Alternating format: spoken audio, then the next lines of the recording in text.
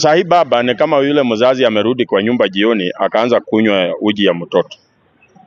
Bibi yake kumuuliza mbona unakunywa uji ya mtoto? Anaanza kusema ati ni mimi huanga nanunua chakula kwa hii nyumba. Ni mimi nimelea huyu mtoto mpaka afike hapa. So nikikunywa uji ya mtoto shida iko wapi? Statement about that. Nini unaiona aje kitu aliongea jana kuhusu impeachment, mambo ya launching project, kila kitu? I saw the typical William Ruto.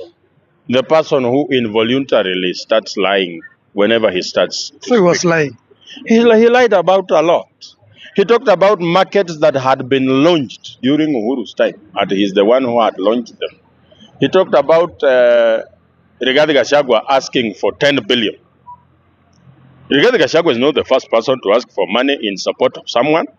Politics is about interest. Is that okay? Now Gachagua asked for, if he asked for 10 billion, what did William Ruto ask from Uhuru Kenyatta in 2013 before he agreed to be his deputy president? He also asked for money, and it's in public domain. So why does he feel bitter when Gachagua does the same? He was already on the ashilikuwa ingia kwa deputy 2013. Ruto ameingia, so they were bargaining on the table.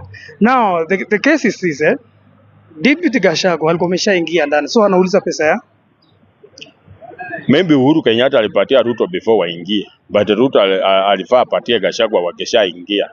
So tukishaingia na nikwambie bwana, plan tulikuwa nayo before tuingia, so unipee yangu alafu uanze kuruka hiyo story, you see.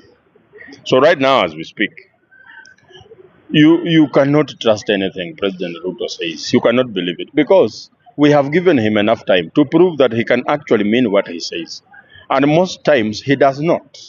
What we know, what he's doing in Mount Kenya is not actually going to do anything that is meaningful. It's hoodwinking the people of Mount Kenya into thinking that he is not a bad person, when we know that he has only gone there to try and convince them, because he knows that losing the Mount Kenya vote basket is tantamount to losing the presidency.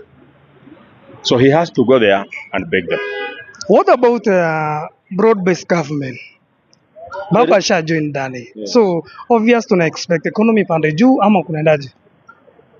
Sahi baba ni kama yule mzazi amerudi kwa nyumba jioni akaanza kunywa uji ya mtoto.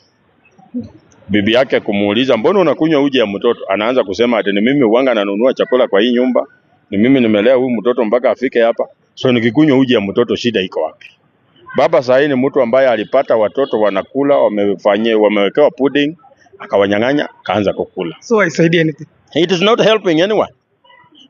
The people he